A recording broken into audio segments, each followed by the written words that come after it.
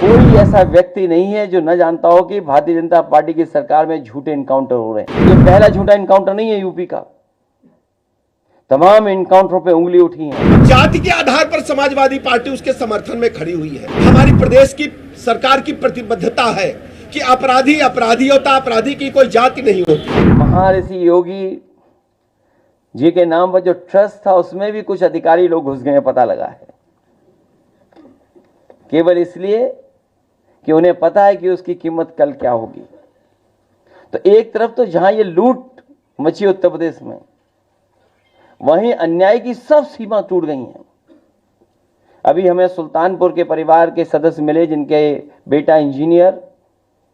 कोई कल्पना कर सकता है आज के समय पर कि मुंह पर टेप लगा दिया जाए, हाथ पैर बांध दिए जाएं और पीट पीट करके उसकी जान ले ली जाए? क्या ये सुल्तानपुर की पहली घटना थी? इससे पहले भी इसी तरह की घटना हुई थी। अगर आपको याद हो कि भारतीय जनता पार्टी से संबंधित रखने वाले ने एक हत्या की थी वहीं पर सुल्तानपुर में।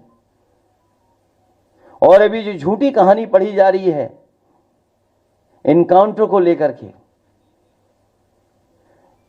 कोई ऐसा व्यक्ति नहीं है जो न जानता हो कि भारतीय जनता पार्टी की सरकार में झूठे इनकाउंटर हो रहे हैं, हत्या की जा रही है। जो मंगेश यादव की हत्या हुई है, गांव से लेकर के आसपास के लोग जानते हैं कि पुलिस रात में आई थी, उठा ले गई, पुलिस उठा करके ले गई एसटीएफ। और सोचिए आप कैसी कहानी गढ़ी गई कि उसके पास नया बैग था, अमेरिकन टूरिस्ट बैग बताया गया, और जब बैग खोला गया तो उसमें भी कपड़े नए मिले शोरूम से खरीदे हुए। और जो मोटरसाइकिल मिली, सुनने में आ रहा है कि जो मोटरसाइकिल जिसकी चोरी हुई थी कई दिनों बाद एफआईआर लिखी गई।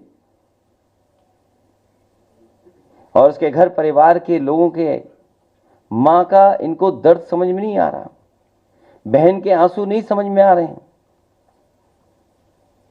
और सोचिए कैसा दिमाग इनका, सरकार ने कैसी होशियारी दिखाई कि चप्पल में इनकाउंटर कर दिया। बताइए आप, कैसा दिमाग है इन लोगों का, क्या होशियारी दिखाई। कौन नई तस्वीर देख करके बता सकता है कि यह झूठा इनकाउंटर हुआ था? और यह पहला झूठा इनकाउंटर नहीं है यूपी का, तमाम इनकाउंटरों पे उंगली उठी है। जिस समय पहला इनकाउंटर नोएडा में जिम इंस्ट्रक्टर को हुआ था, उस समय भी हम लोगों ने कहा था कि पुलिस वालों ने लूटने के लिए, दबाव बनाने के लिए हत्या का प्रयास किया है, और उस समय भी कार्रवाई नहीं हुई है। अभी तक जितनी भी हत्याएं हुई हैं या इनकाउंटर हुए हैं, सबसे ज्यादा पीड़ित परिवार के लोगों की हत्या की है सरकार ने। हम लोग न्याय दिलाने के लिए सदन से लेकर के और संघर्ष के बीच में भी जाना पड़ेगा, तो समाजवादी लोग पीछे नहीं रह सकते। सुल्तानपुर की घटना में वांछित अपराधियों को हमारी पुलिस ने गिरफ्तार किया और पुलिस मुठभेड़ के दौरान एक व्यक्ति मारा गया। अब जाति के आधार पर समाजवादी पार्टी उसके समर्थन में खड़ी हुई है। हमारी प्रदेश की सरकार की प्रतिबद्धता है कि अपराधी अपराधी होता, अपराधी की कोई जाति नहीं होती। मैं कहना चाहता हूं कि हमारे साथ सर्व समाज के लोग जुड़े हैं। हमारी सरकार किसी व्यक्ति विशेष की सरकार नहीं है, यह सबकी सरकार है, सबके हितों की चिंता करती है। लेकिन हमारी जिम्मेदारी है हम प्रदेश में कानून के राज को स्थापित करें और हर स्थिति में लोगों को भयमुक्त वातावरण प्रदान करें। हम जब जानते हैं कि इस घटना में जो लोग वांछित थे उनके पास से गिरफ्तारी के दौरान 2.5 किलो से अधिक सोना बरामद हुआ है।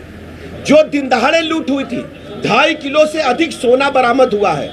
और सबसे बड़ी बात यह है, समाजवादी पार्टी प्रेस कॉन्फ्रेंस करके जनता को गुमराह करने का असफल प्रयास करती है, जबकि प्रदेश की जनता जानती है कि समाजवादी पार्टी अपराधियों को जब जब इनकी सरकारें रही हैं, जब जब इन्हें ताकत मिली है, ये पुष्पित पल्लवित करती रही हैं। जहां तक आप सब जानते हैं, समाजवादी पार्टी ने जिस ढंग से अपनी विगत सरकारों के दौरान, आप देखते होंगे, हमें अच्छी तरह याद है, इसी राजधानी लखनऊ में हजरतगंज के क्षेत्राधिकारी को लोहिया वाहिनी के गुंडों ने बोनट पर टांग करके लखनऊ की सड़कों पर घुमाया था और बेचारे वो पुलिस उपाधीक्षक बोनट पर लटके लटके पूरे लखनऊ में सड़कों पर नंगा नाच लोहिया वाहिनी के गुंडों ने किया था।